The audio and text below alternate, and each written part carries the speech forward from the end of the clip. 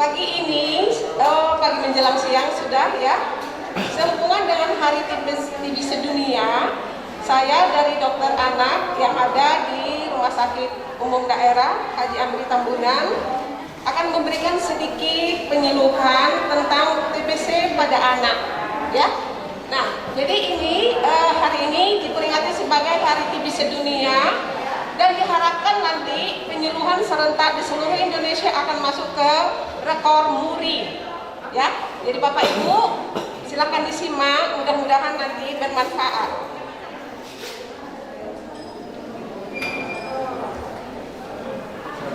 Nah, tadi pertanyaannya ini A sampai Z ya. Jadi di sini ada pertanyaan, ada jawabannya. Oh ya, sebelumnya saya memperkenalkan diri, saya Dr. Sondang Lumban Batu, spesialis anak di rumah sakit ini.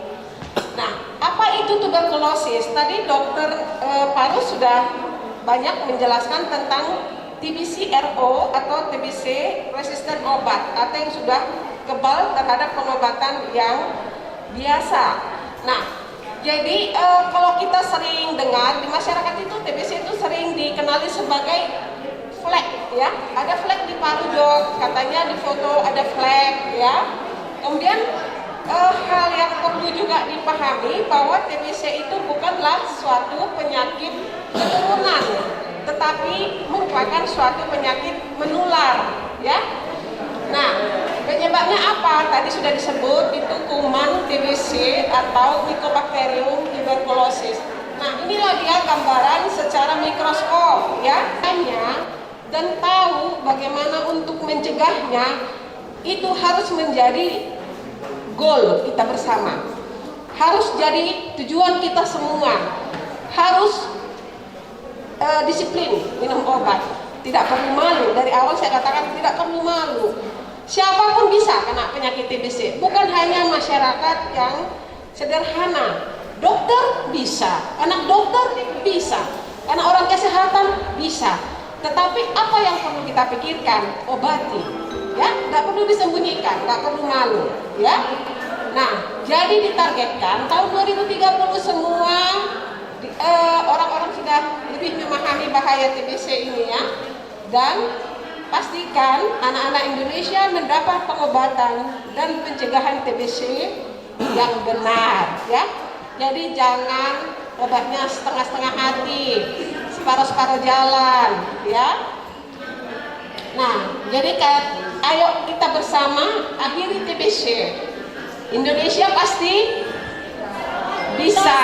Ayo, tos TB artinya temukan, obati sampai sembuh. Kita bisa akhiri TBC itu ya. Temanya tahun ini kita bisa akhiri TBC. Ayo serentak dulu bilang, kita bisa akhiri TBC. Karena mengakhiri TBC itu adalah kerjasama seluruh lapisan masyarakat, termasuk seluruh anggota keluarga. TBC tulang ini ya, yang di punggung.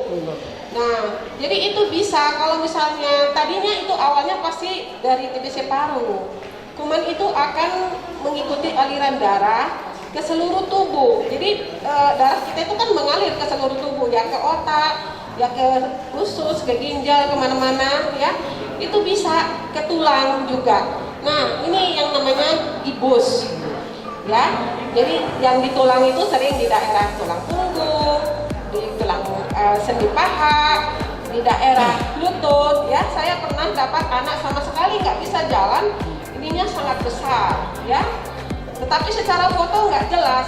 Cuman waktu di tes manto itu yang tadi ada tes di sini itu sangat besar. Jadi diobati dengan obat TB, syukurlah anaknya sudah bisa jalan, sudah bagus. Tetapi dia minum obatnya memang 1 tahun dan sangat disiplin. Di samping diobati, di fisioterapi juga ya.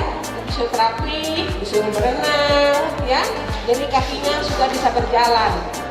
Nah, itu dia TBC tulang. Jadi kemudian TB MDR itu ditegakkan dari pemeriksaan dahak ya. Jadi dahaknya itu seperti alat yang ada di rumah sakit kita, namanya ada di expert itu. itu bisa mendeteksi apakah dahaknya itu masih sensitif obat atau sudah resisten. Jadi ada multi drug resisten.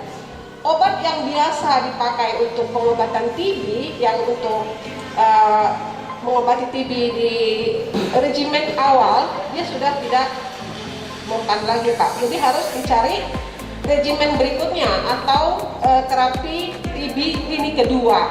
Nah itulah tadi yang banyak efek sampingnya. Jadi jangan di awal-awal itu kita tidak serius berobat. Kenapa? Efek samping ini salah satunya apa? Dia bisa halusinasi, ya. Dia bisa gangguan sumsum tulang juga.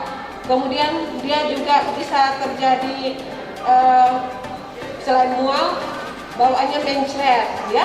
Yang susah itu seperti ada gangguan kesadaran, kayak gangguan jiwa, halusinasi dia minum obat yang sudah lini yang berikutnya karena resisten obat harus diberi obat yang lain, efek sampingnya lebih banyak. Makanya kalau memang sudah terdeteksi TB, ayo berobatlah sampai tuntas.